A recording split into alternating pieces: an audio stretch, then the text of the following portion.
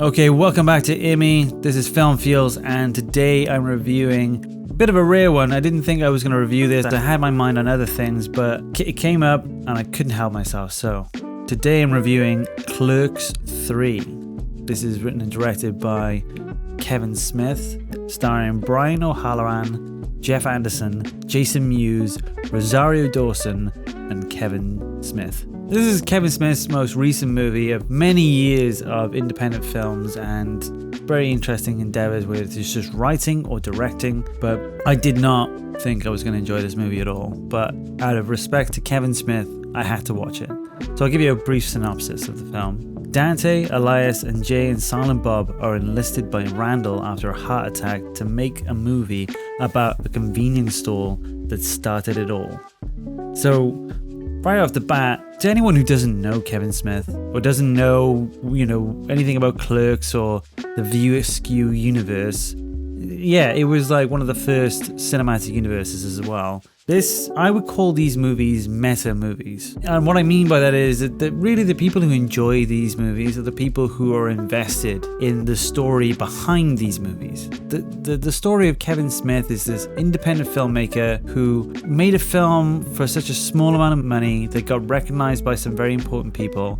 He got entered into the Criterion Collection, and at that point it's really difficult to keep hitting the mark that you're apparently expected to. That being said, some of his earlier movies like Dogma, Chasing Amy, Mallrats, Jane and Silent Bob Strike Back, I really loved those movies. They're way more different to look back at now, but they were just fun. They were just fun, frivolous, silly movies that sometimes had like quite an interesting angle on a particular topic or something that I would think of as someone who loves like superhero comics and stuff like that. Clerks was always hard for me to watch because it's so heavily dialogue driven, and it's black and white and it seems all kind of like noir style, but it's because I never was around when it first came out and I'd already seen his other movies first, so it was hard going back to his earlier work. This film is definitely a return to form, considering the Jay and Silent Bob reboot that they did it's harsh to say awful. It is pretty bad. But this is what I'm saying about the meta movie thing, is that I understood why it was bad. Kevin Smith has suffered a serious heart attack, just like the one that you see in this movie, The Widowmaker. And I think that really did change his outlook on life. It changed how he was as a person. But the thing was, he'd already changed a lot as a person up until that point. He was known in the 90s as a director, but now he's more of a podcaster and a cheerleader and a showrunner for promoting popular culture, because he's always been about popular culture. But when he was seen before as the director, there's all this prestige, and then he entered the podcast game, and then like early era of the podcast game before it was popular, and he kind of helped pioneer that whole process. He's been a trailblazer for independent like content creation from the get-go, and I got so much respect for him. I love Kevin Smith. He may have made some bad movies here and there or written some things that are not that great, but it's like,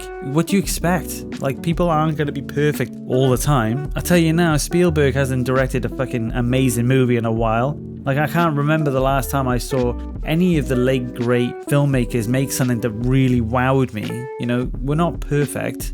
Like, even The Irishman, I was like, whatever. This is just Scorsese's excuse to do the Once Upon a Time in America, but his way. This film, Clerks 3, shocked me because even though it's low level and it's like very basic and clearly like low budget, there were some serious moments in this movie where I can just totally feel the emotion. Brian O'Halloran absolutely brought it. Like Dante, he will always be known as Dante from Clerks, but he crushed it in this movie, man. There was a scene where he gets very emotional, but there were moments before that scene, early in the movie, where I could see his acting getting quite intense and emotional, and it was affecting me before even the big monologue, and then that's awesome.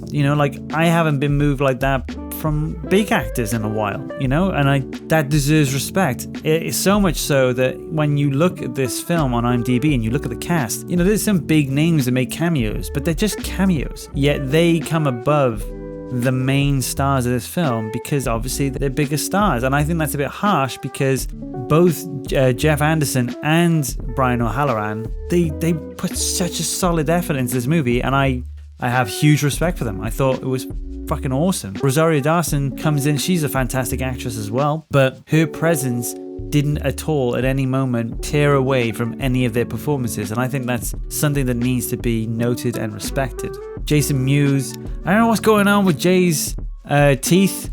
They look a bit weird. They're all big and pearly white. I don't know if he got like some kind of sheen on or something like that, but it was distracting. That being said, I love seeing Jason Mewes. I love seeing Kevin Smith, both as Jay and Silent Bob. They're fantastic characters. I think they should be immortalized in their comic book form and in their animated form even more because they're just so funny. They're so funny. It's nice to see that the way that the film highlights how society has changed so much since then, how things are so much different, and not just like the way that we treat drugs, but there's also like the way that people are. Like the two boys who are supposed to be Christians who turn Satanists are kind of like the Gen Z sort of version of those obsessed with their identity, and no matter how much they change their identity throughout the whole movie, it's never a problem.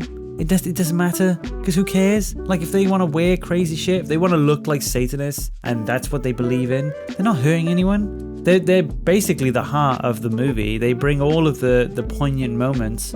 So, you know, it's nice to see that function and not be the epicenter of the plot. Like, who cares they have a weird identity? It never needs to be talked about because it's not important. It doesn't matter.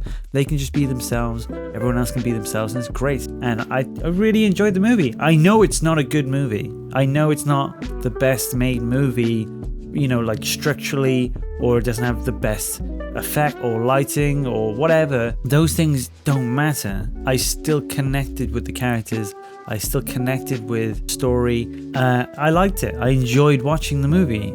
But again, I enjoyed it because I know where everything in the movie comes from, because I'm invested in the lore of Kevin Smith, of who he is. So I wouldn't recommend this to anyone, because you probably wouldn't understand where the jokes come from, what it's all about, because the things that are being talked about are things that I've been following Kevin Smith about for the last 20 years. You know, he's been a very interesting and like inspirational character to me as a person, and I'm just happy to see him making movies again. I'm just happy to see him talk about something that's really near and dear to him. It isn't obscenely deep, but it's real, and it's rare to get something real like that in media these days. And so for me, this is a critical hit.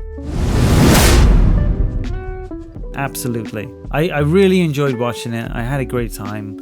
Even though I know this isn't an amazing movie, I would still say if you give any two shits about Kevin Smith, you should just watch the movie. It's fun. It's deep. It's informative of just how people function and the kind of problems that we all struggle with. And also it's inspiring to know that you can do these kind of things if you really, really want to. If you really have a passion, you should absolutely center on it, because that's what's going to satisfy you in life. That's what's going to leave you feeling like I did something and I'm proud of it. Anyway, thanks for watching, guys. I mean, please like and subscribe if you haven't already. I'm definitely very stoked at the idea of getting to 50 subs, from 50 to 100, 100 to 200, 300, all the way up to that 1,000. I'll kick up a fuss. If we get to 50, I'll absolutely kick up a fuss. I'll make a video and won't shut up about how happy I am that I have that many friends to talk to about movies, because,